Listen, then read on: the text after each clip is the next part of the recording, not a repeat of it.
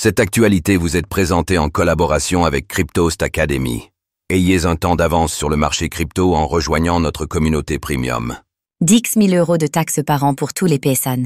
Que dit ce nouveau décret? Avec un nouveau décret modifiant le code monétaire et financier, les PSAN sont maintenant redevables de 10 000 € de contribution annuelle à l'AMF et d'une taxe de 3 000 € pour la publication d'un white paper. Est-ce inédit? Qu'est-ce que cela change? Analysons cela en détail.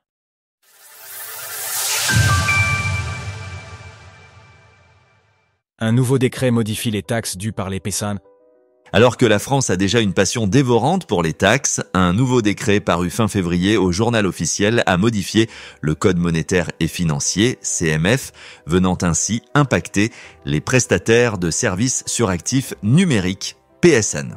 Désormais, la publication d'un livre blanc sera facturée d'un montant de 3 000 €, tandis qu'une contribution de 10 000 € par an à l'autorité des marchés financiers, AMF, est exigée. La contribution due par les personnes mentionnées au troisième alinéa du M du 4 au du 2 de l'article L621-5.3 est fixée à 10 000 €. Le taux de la contribution due par les personnes mentionnées au quatrième alinéa du M et du 4 au du 2 de l'article L621-5.3 est fixé à 0,094 pour 1000. Les encours sont déclarés au plus tard le 30 avril et la déclaration à l'autorité des marchés financiers est accompagnée du versement de la contribution. Pour mieux comprendre ce dont il est question, le troisième alinéa mentionné ici faisait jusque-là référence à une contribution annuelle d'un montant supérieur à 5 000 € et inférieur ou égal à 15 000 €.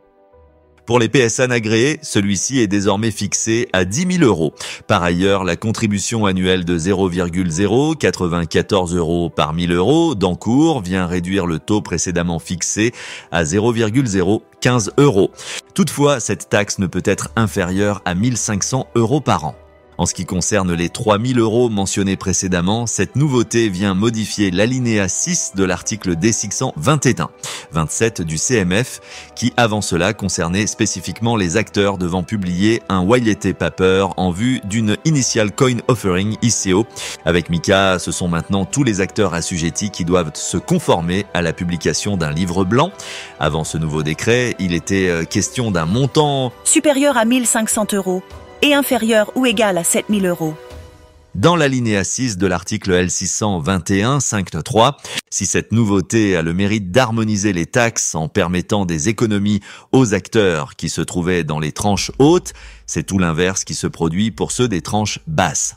D'une certaine manière, cela peut donc faire écho aux reproches selon lesquels le cadre actuel privilégie les grandes entreprises au détriment des petites startups grâce aux économies d'échelle. En outre, si ce décret est censé modifier le CMF pour assurer sa cohérence et sa conformité à Mika, nous avons remarqué jusque-là que des acteurs, pourtant PSAN comme Crypto.com, OKX ou bien Gemini, avaient notamment préféré la juridiction maltaise pour leur licence. Avec le temps, nous pourrons juger du nombre de MICA français en comparaison du reste de l'Europe pour tenter de déterminer si les conditions de marché local favorisent ou non l'innovation.